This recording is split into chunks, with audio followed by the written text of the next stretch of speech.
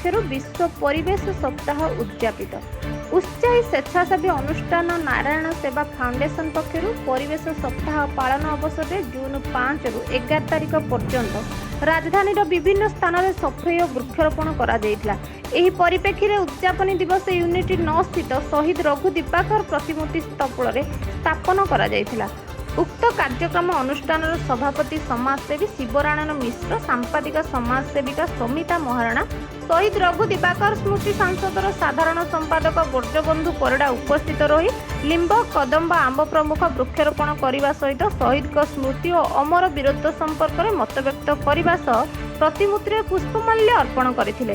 Foundation प्रतिष्ठाता समाजसेवी सुतांशु शेखर महाराणा कार्यक्रम में संयोजक करने सहित परिवेश सचेतन स्वच्छता और वृक्षरोपण उपकारिता संबंध में सूचना प्रदान करथिले। एहासह राज्य सरकार निर्देश को सम्मान दे राज्य संगीत वंदे उत्कल जननी गान करने आलोकपात कराइथिले। समस्ते समदूरता रखी सामूहिक भाव शेष राज्य संगीत वंदे उत्कल जननी को गान करथिले। कोषाध्यक्ष और युव सांबादिक अरविंद त्रिपाठी धन्यवाद अर्पण करने सहित कार्यक्रम को प्रमुख सहयोग करथिले। नारायण खुंटिया, मनोरंजन बारिक, सत्यव्रत जेना, सुरेंद्र कुमार साहू, किशोर कुमार मुदुली और वासुदेव साहू। शासक न्यूज।